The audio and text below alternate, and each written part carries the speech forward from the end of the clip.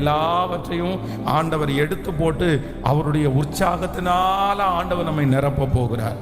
கிறிஸ்தவ வாழ்க்கையிலே ரொம்ப நெகட்டிவான ஒன்று அப்படின்னு சொன்னால் என்னன்னா இந்த சோர்வு தான். சோர்வுன்ற ஒன்று தான் மிகப்பெரிய ஆபத்து. என்ன பண்ண போகிறோம், இனி என்ன செய்ய போகிறோம், எதுக்கு இந்த மாதிரி ஓடிட்டு இருக்கிறோம், என்ன வாழ்க்கை, எதுக்கு வாழணும், இந்த மாதிரி ஒரு சோர்வு நமக்குள்ளே வந்துச்சு அப்படின்னு சொன்னால் அந்த சோர்வு நமக்கு ஒரு பெரிய ஆபத்தாக மாறிடும். அதைத்தான் வேதம் சொல்லுகிறது, நீ ஆபத்து காலத்தில் நீ சோர்ந்து போவாயானால் உன் பெலன் குறுகிற்று அப்படின்னு ஆண்டவர் சொல்லுகிறார். அதனால ஆண்டவர் சோர்வை பார்த்துட்டு அமைதியாக இருக்கிறவர் அல்ல. எலியா சோர்ந்து போய் அவ்வளோதான் போதும் அப்படின்னு சொல்லும்போது கூட ஆண்டவர் என்ன சொல்கிறாருன்னா, இல்லை நீ போக வேண்டிய தூரம் வெகு தூரம். அதனால் நம்மை ஆண்டவர் உற்சாகப்படுத்துவதற்கு நிறைய முயற்சி எடுப்பார். எப்படியாவது நம்மளை உற்சாகப்படுத்தணுன்றதுக்காக தான் ஆண்டவர் அவருடைய வார்த்தையினால் நம்மை தேற்றுகிறார். ஆனால் நம்மை இடம் கொடுக்காட்டா நம்மை சோர்விலிருந்து ஒருவருமே வெளியே கொண்டு வர முடியாது. ஒரு சோர்விலிருந்து ஒரு தேவனுடைய பிள்ளையை வெளியே கொண்டு வரணும்னா ரொம்ப முயற்சியை ஆண்டவர் எடுக்கிறதல்ல, நம்ம இடம் கொடுக்கணும். நம்ம இடம் கொடுக்காம சோர்விலிருந்து வெளியே வர முடியாது. வேதம் சொல்கிறது, ஆண்டவர் முதல் விசை எலியாவை தட்டி எழுப்பி போஜனத்தை கொடுத்து எழுந்துரு நீ போகணும், ரொம்ப தூரம் போகணும்னு சொல்லும்போது அந்த எலியா என்ன சொல்றாருன்னா திரும்பி படுத்து கொண்டார் அப்படின்னு வேதம் சொல்லுது. அவ்வளவுதான். அந்த சோறு திரும்ப அவர் மறுபடியும் தட்டி எழுப்புறார். அதனால ஆண்டவர் நம்மை சோர்விலிருந்து வெளியே கொண்டு வருவதற்கு கர்த்தர் முயற்சி எடுப்பார். இந்த சத்தத்தை கேட்கிற நீங்க ஒருவேளை 10 வருஷத்துக்கு முன்னாடி ரொம்ப உற்சாகமான ஒரு நபரா இருந்திருக்கலாம். கடந்த மாதம் வரைக்கும் ஒருவேளை உற்சாகமான நபரா இருந்திருக்கலாம். ஆனா இப்ப ஏதோ ஒரு சோர்வு உங்களுக்குள்ள வந்திருக்கலாம். நம்ம என்னத்தை பெருசா சம்பாதிக்க போறோம், நம்ம என்னத்தை பெருசா வாழ போறோம் அப்படின்ற சோர்வு. ஆனால் அந்த சோர்வுக்கு நீங்கள் உங்களுடைய இருதயத்தை சாய்க்கவே கூடாது. நீங்க சோர்வுக்கு பின்னாடி போகவே கூடாது.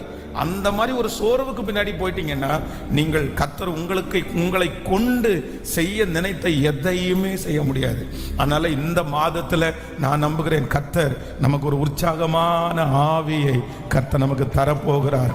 சங்கீதக்காரன் ஜெபித்தது போல உற்சாகமான ஒரு ஆவி என்னை தாங்கும்படி செய்யும். அப்படியே கைகளை எல்லாரும் மேல உயர்த்தி சத்தமா ஒரு 10 டைமாவது சொல்லுங்க, உற்சாகமான ஆவி என்னை தாங்கும்படி செய்யும். சொல்லுங்க, உற்சாகமான ஆவி, முழு பலத்தோடு உற்சாகமான ஆவி என்னை தாங்கும்படி செய்யும்.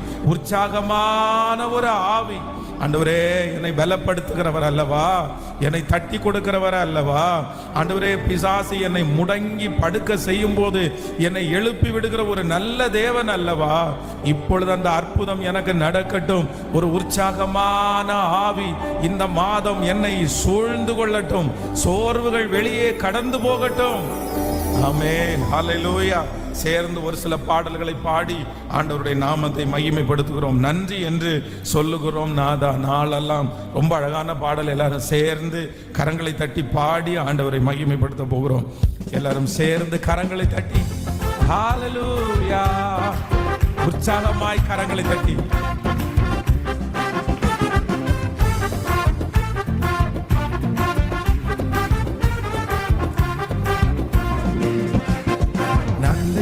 சொல்லுகிறோம். நாதா, நாவாலே துதிக்கிறோம். நாதா, நன்றி என்று சொல்லுகிறோம். நாதா, நாவாலே துதிக்கிறோம். நாதா, நன்றி உமக்கு நன்றி, நன்றி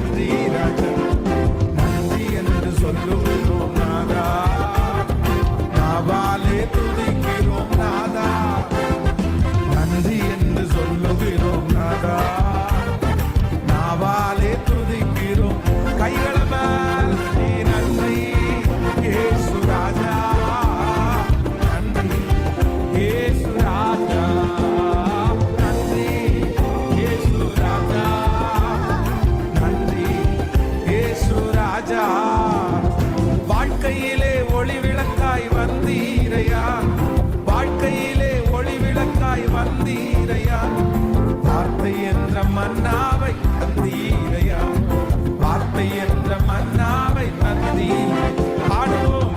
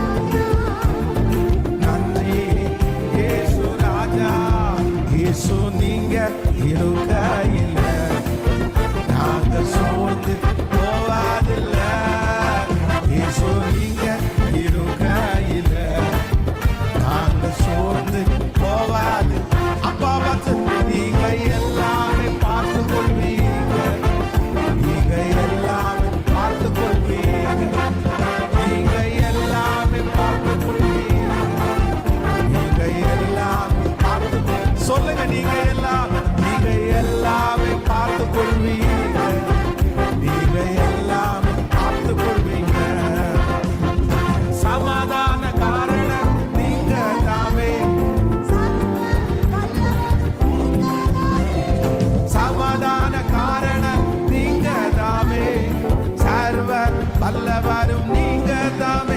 இயேசு நீங்க இருக்கையில நாங்க சோர்ந்து போவதில்ல. இயேசு நீங்க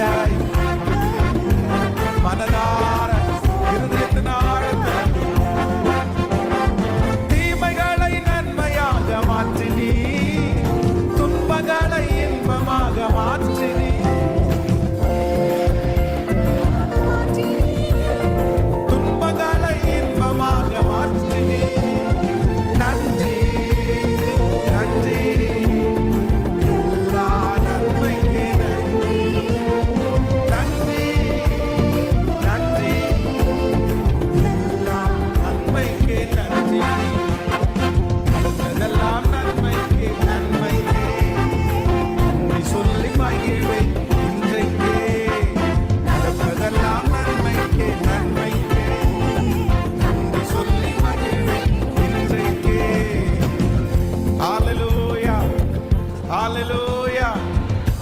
நம்மை பலப்படுத்துகிற ஒரு கிறிஸ்து.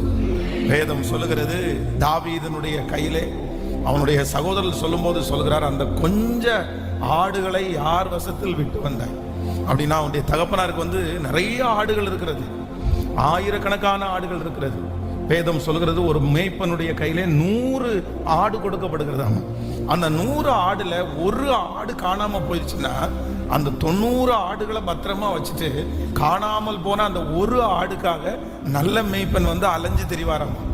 அந்த ஒரு ஆடு எங்க போயிடுச்சு? 99 இருக்குது, ஆனா அந்த ஒண்ணு. அது போல இந்த தாவீதுக்கு தன்னுடைய கையில கொடுத்திருக்கிற கொஞ்சம் ஆடு நிறைய கிடையாது.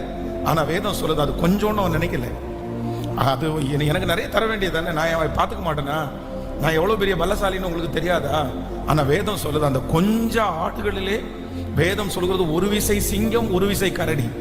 அப்போ எந்த அளவிற்கு அதுல உண்மையும் உத்தமமா செஞ்சிருப்பான் பாருங்க. வேதம் சொல்லுகிறது, கொஞ்சத்தில் உண்மையா இருக்கிறவனை கர்த்தர் அநேகத்துல அதிகாரியாய் வைப்பார். உங்களுக்கு கொடுத்திருக்கிற கொஞ்சம், எனக்கு மட்டும் இந்த பெரிய வேலையை கொடுத்திருந்தா நான் எவ்வளவு நல்லா செய்வேன் தெரியுமா? ஏன் இதை என்ன நம்பி கொடுக்கறதுக்கு என்னவாமா? நான் இந்த மாதிரி இத்தனை கிரௌடுக்கு முன்னாடி நான் நின்று பேசினா எப்படி பண்ணுவேன் தெரியுமா? என்ன ஏன் நம்ப மாட்டேங்கிறாங்க அப்படின்னா, ஆனா உண்மையிலேயே ஆண்டவர் எங்க பாக்குறாரு அப்படின்னா, நீங்க உங்களுக்கு கொடுத்திருக்கிற கொஞ்சத்துல எவ்வளவு உண்மையா இருக்கிறீங்கன்றத ஆண்டவர் பாக்குறாரு. உங்களுக்கு கொடுக்கப்பட்டிருக்கிற அந்த சின்ன வேலையில, அந்த சின்ன ஆபீஸ்ல, அந்த சின்ன கிரௌடுல நீங்க எவ்வளவு உண்மையா இருக்கிறீங்கன்றத ஆண்டவர் பாக்குறாரு. அதுல உண்மை இல்லை அப்படின்னு சொன்னா, அதுல சின்சியரா நம்ம இல்லை அப்படின்னா கண்டிப்பாக பெரிய பொறுப்புகள் நமக்கு கிடைக்கும் நம்ம நினைக்கவே முடியாது. கடந்த சில நாட்களுக்கு சில மாதங்களுக்கு முன்பாக பார்த்தீங்க அப்படின்னு சொன்னா, ஒரு சின்ன ஒரு கூட்டத்தில் பிரசங்கம் பண்ணினேன். கிட்டத்தட்ட ஒரு 1.5 மணி நேரம் அந்த பிரசங்கம் பண்ணுவதற்காக எனக்கு கொடுத்துருந்தாங்க. அப்போ அந்த 1.5 மணி நேரத்தில் அவங்க அட்டன் பண்ணுறவங்க எத்தனை பேர் அப்படின்னு சொன்னால் ஒரு 30 பேர் அந்த மாதிரி தான் அட்டன் பண்ணியிருப்பாங்க, அந்த ப்ரேயரில் அட்டன் பண்ணியிருப்பாங்க. ஆனால் அந்த 30 பேரும் அந்த ப்ரேயரில் அட்டன் பண்ணும்போது நான் வந்து ரொம்ப அன்னைக்கு தொண்டை வேற கொஞ்சம் கஷ்டமாக இருக்குது. ஆனால் உயிரை கொடுத்து பிரசங்கம் பண்ணுறேன், ரொம்ப சத்தம் போட்டு கத்தி அப்படியே அவங்கள எப்படியாவது ஒப்புற வகை வச்சு அவங்களுக்காக பாட்டு பாடி இந்த மாதிரி நிறைய செஞ்சு ஒரு 1.5 மணி நேரம் முடிச்சுட்டு வந்த உடனே ஒருத்தர் என்னை வந்து சொல்கிறாரு, இந்த இவ்வளோ சின்ன க்ரௌடுக்கு வந்து நீங்கள் சிம்பிளாக நடத்தினா போதுமே, நீங்கள் எதுக்கு இதுக்கு உயிரை கொடுத்து பிரசங்கம் பண்ணீங்க, நீங்கள் எதுக்கு உயிரை கொடுத்து பாட்டு பாடுறீங்க அப்படின்னு அவர் சொன்னார். அப்போ உண்மையிலே இப்போ இல்லை, இந்த ஊழியம் ஆரம்பத்தில் இருந்து சின்ன க்ரௌடு பெரிய க்ரௌடு, சின்ன ஊழியம் பெரிய ஊழியம்னு பலிபீடத்திலேருந்து சொல்கிறேன், கண்டிப்பாக நினச்சதே இல்லை. எப்படி நினச்சிருக்கோம் அப்படின்னா, அந்த ஒரு நபருக்காக ஆண்டவர் வந்து அவ்வளவு தூரம் டிராவல் பண்ணி போவாரே. ஆனால் அந்த ஒரு மனிதனுக்காக ஆண்டவர் வந்து அவ்வளவு சிரமம் எடுத்து கர்த்தர் செய்வாரே. ஆனால் நம்ம ஏன் செய்யக்கூடாது? அதனால ஆண்டவருடைய பிள்ளைகளை, நீங்க கொஞ்சத்துல உண்மையா இருங்க. அதை வந்து நீங்க வந்து அசால்ட்டா நினைக்காதீங்க, அதை வந்து சின்னதா நினைக்காதீங்க. நான் படிச்ச படிப்புக்கு இந்த பொறுப்பை எனக்கு கொடுக்குறாங்களே, நான் இருக்கிற பொசிஷனுக்கு இந்த மாதிரி எனக்கு தர்றாங்களே அப்படின்னு நீங்க வந்து ஒரு காலமும் அப்படி நினைக்காதீங்க, ஒரு காலமும் நினைக்காதீங்க. நான் நம்புறேன், ஆண்டவர் உங்களை நம்புறது எதுல தான் இருக்கும் அப்படின்னா, அந்த சின்ன பொறுப்புல தான் ஆண்டவர் உங்களை பெரிய காரியத்திற்காக கர்த்தர் நம்புவார். ஆண்டவரை பொறுத்த அளவில் சில நேரத்தில் வந்து எடுத்த உடனே பெருசா தூக்கி உங்க கையில கொடுக்க மாட்டாரு. எப்படிதான் ஆண்டவர் வளர்த்துவார் அப்படின்னா, ஆண்டவர் நம்மை படிப்படியாய் வளர்த்துக்கிற கர்த்தர், படிப்படியாய் வளர்த்துக்கிற கர்த்தர். சிலரெல்லாம் வந்து அதுல எல்லாம் வரவே மாட்டாங்க. அவங்களுக்கு என்ன தெரியுமா, பெருசா எல்லாரும் பார்க்கறது மாதிரி பெஸ்டா செய்யற மாதிரி அந்த மாதிரி ஒன்று கொடுத்தா மட்டும்தான் அவங்க அவைலபிளா இருப்பாங்க. மற்ற மாதிரி இதுக்கெல்லாம் அவங்க வர மாட்டாங்க. அது ரொம்ப தவறு. அப்படி நீங்க செஞ்சீங்க அப்படின்னு சொன்னா ரொம்ப நாள் அது நீடிக்காது. உங்களுக்கு நிறைய நீங்க கத்துக்கொள்ளவே முடியாது. அதனால ஆண்டவர் நம்மளை வளர்த்தும் போதே எப்படி வளர்த்தணும் அப்படின்னா, கொஞ்சத்திலிருந்து வளர்த்துறது நமக்கு பெரிய ஆசீர்வாதம். எத்தனை பேர் ஆமோதிக்கிறீர்கள்? அதனால இந்த ஜெபத்துல இருக்கிற யாரோ ஒருத்தர் வந்து எனக்கு ரொம்ப கொஞ்சம் கொடுத்தாங்க, சிங்கத்தை கொல்லுகிற அளவுக்கு பலசாலி தாவீது. ஆனா கிடைச்சது எவ்வளவு? அந்த கொஞ்ச ஆடுகள். கோலியாத்தை ஜெயிக்கிறதுக்கு வந்து நிக்கிறாரு. ஆனா அவங்க அண்ணன்க எல்லாம் சொல்லும் போது என்ன சொல்றாங்கன்னா, அந்த கொஞ்ச ஆடுகளை யார் வசத்தில் விட்டாய்? அவனை சொல்லும் போதே என்ன அவனை வந்து குத்தி காமிக்கிறாங்க. என்ன குத்தி காமிக்கிறாங்க அப்படின்னா, நீ ஆஃப்டர் ஆல் கொஞ்சம் அத்தனை 1000 ஆடு இருக்கும் போது அப்பா கூட நம்பி உன் கையில அத்தனை ஆடுகளை கொடுக்கல, எல்லா ஆடுகளையும் எல்லாம் நீ மேய்க்கல, கொஞ்சம் ஆடுகளை மேய்க்கிறாய் அப்படின்னு அவனை மட்டம் தட்டுறாங்க. ஆனா அவனுக்குள்ள இருந்த திறமை ரொம்ப பெரிய திறமை. ஆனா அந்த கொஞ்சத்திலே உண்மை உள்ளவனை நிச்சயம் கர்த்தர் அநேகத்தின் மேல அதிகாரியாய் வைப்பார். ஹல்லேலூயா. அதுல உண்மையா இருங்க, அதுல சின்சியரா நீங்க செய்யுங்க. நான் நம்புறேன், யார் பார்க்கறாங்களோ இல்லையோ, கர்த்தர் பார்க்கிறார். அந்த கொஞ்சம் பிசினஸ்ல உண்மையா இருக்கும் போது ஆண்டவர் உங்களை பல மடங்கு கர்த்தர் ஆசீர்வதிப்பார். அதுல கர்த்தர் பெருக பண்ணுகிற தேவனா இருக்கிறார். ஆமென். சேர்ந்து இன்னொரு பாடலை கூட பாடி ஆண்டவரை மகிமைப்படுத்த போகிறோம். ஆமென். நம்ம இந்த ஃபாஸ்டிங் பிரேயர்ல கூட ஒரு பாடல் எனக்கு ரொம்ப இருதயத்திற்கு ஏற்றதா இருந்தது. அது சீக்கிரத்தில் நீங்கிவிடும் இந்த லேசான உபத்திரவம், சோர்ந்து போகாதே, உள்ளார்ந்த மனிதன் நாளுக்கு நாள் பலப்படுகிற நேரம் இது. ஹல்லேலூயா. இந்த மாதத்தோட கர்த்தர் எல்லா சோர்வுகளையும் கர்த்தர் எடுத்து போடணும். வேதம் சொல்லுகிறது, நான் ஆராதிக்கிற அநாதி தேவன், அவர் சோர்ந்து போவது இல்லை. ஆமென். 38 வருடமாக தன்னுடைய மனைவி அவருடைய கணவனுக்காக ரட்சிப்புக்காக ஜோம் பண்ணி ரொம்ப சோர்ந்து போய் இனி ஜோம் பண்ண மாட்டேன்னு ஒரு முடிவுக்கு வந்தாங்களாமா. கிட்டத்தட்ட ஒரு 20 ஆண்டு ஆன உடனே இவங்களுக்கு ரொம்ப சோர்வாயிடுச்சு. இனியும் ரட்சிக்கப்பட்டு என்ன பண்ண போறாங்க? 20 வருஷமா திருந்தாதவரா இனி திருந்த போறாரு. ஆனா அவருடைய 38வது திருமண இதுல ரட்சிக்கப்பட்டாராம். அப்போ அவங்க மனைவியே ஒரு காலத்துல சோர்ந்து போய் இவர் இனி ரட்சிக்கப்பட மாட்டார்னு முடிவெடுத்தாலும், ஆண்டவர் மட்டும் அந்த மனுஷனுடைய விஷயத்துல என்ன பண்ணலைன்னா சோர்ந்து போகல. நீடிய பொறுமை உள்ளவராயிருந்து சொல்லுங்க, பொறுமையா இருக்காரா? நம்ம நீடிய பொருள். இப்போ நீங்க ஆண்டவரா இருந்தீங்கன்னு வச்சுங்களேன், எப்படி இருந்திருப்பீங்கன்னு நினைக்கிறீங்க?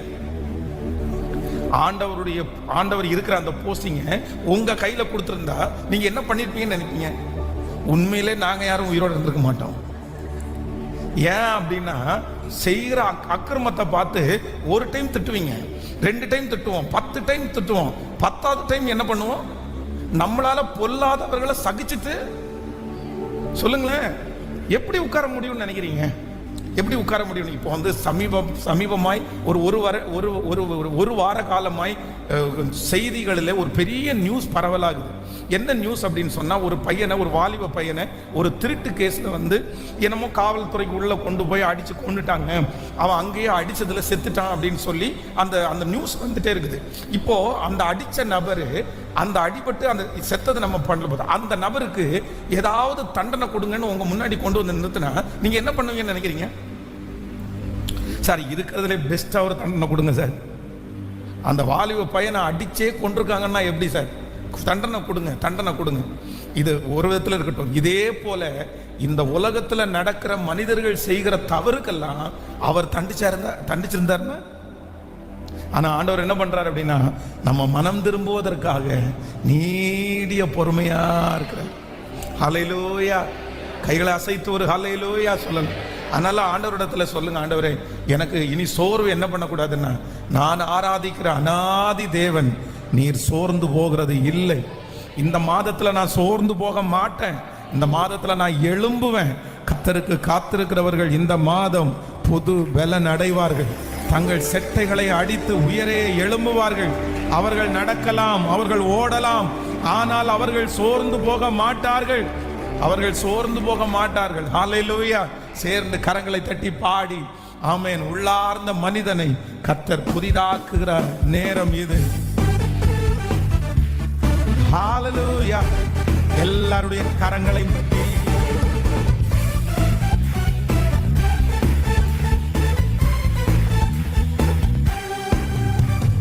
உள்ளார்ந்த மனிதன் நாளுக்கு நாள் புதிதாக்கப்படும் இந்த நேரம் இது. நாளுக்கு நாள் புதிதாக்கப்படும் இந்த நேரம் இது. சோர்ந்து போகாதே, நீ சோர்ந்து போகாதே, சோர்ந்து போகாதே, நீ சோர்ந்து போகாதே.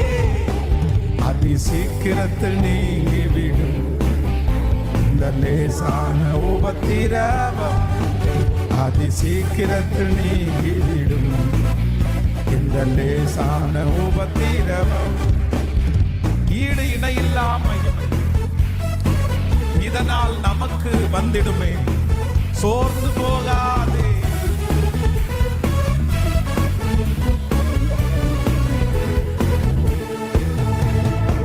ஈடு இணையில்லா மகிமை இதனால் நமக்கு வந்திடுமே. ஈடு இணையில்லா மகிமை இதனால் நமக்கு வந்திடுமே. சோர்ந்து போகாதே, சோர்ந்து போகாதே,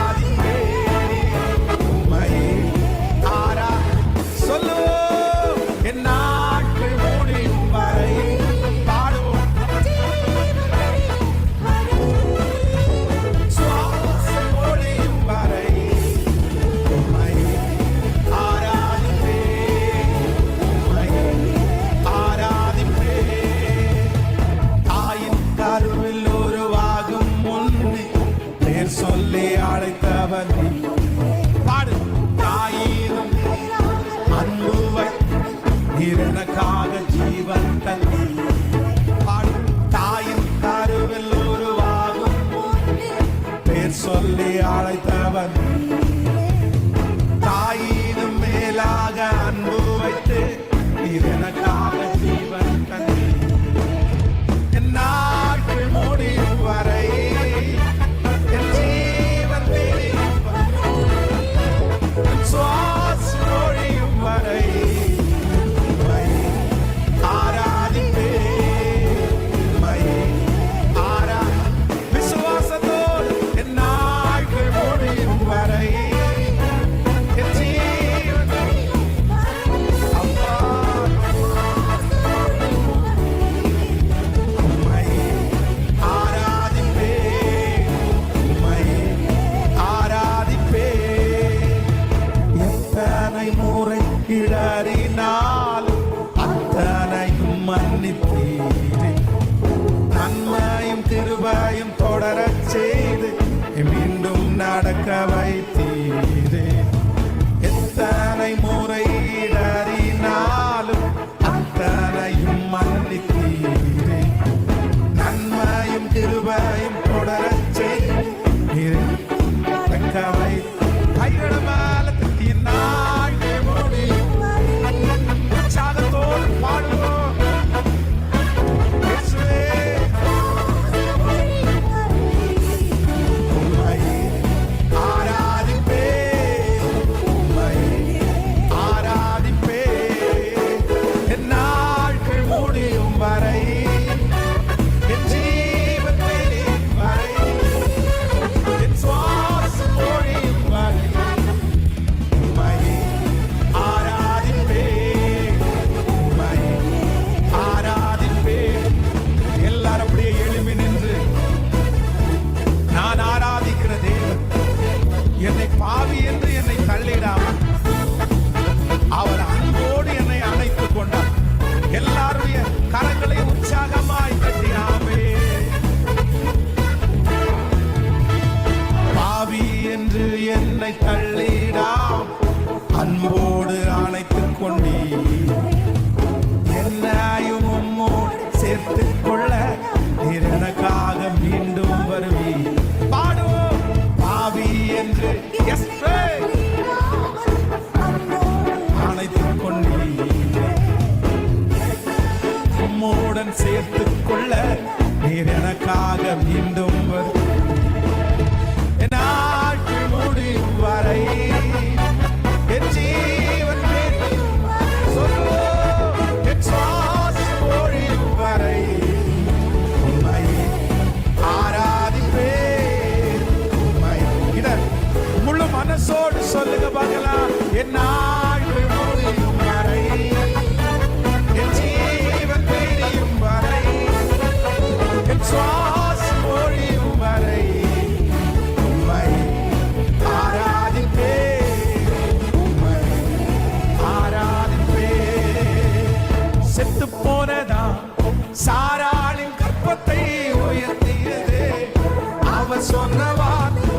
செத்து போனதா சாராளின் கற்பத்தை உயிர்ப்பித்ததே அவர் சொன்ன வார்த்தை.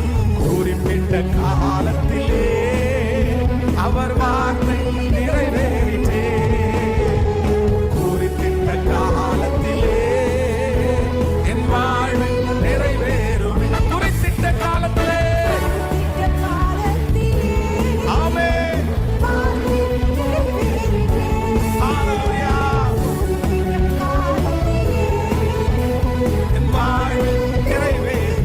கைகளை மாறி ஆமென், ஆமென். வாக்கு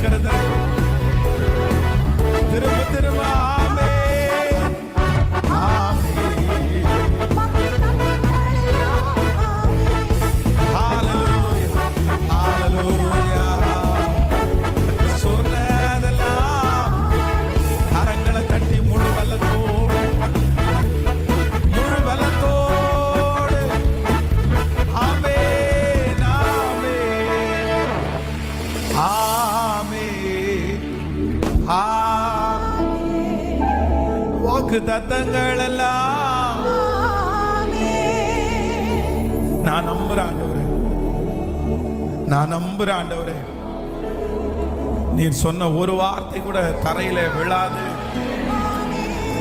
நீர் சொன்ன ஒரு வார்த்தை கூட தரையில விழாது. நம்புறவங்க கரங்களை மேல உயர்த்தி நான் நம்புறேன் ஆண்டவரே. ஹalleluya, ஹalleluya.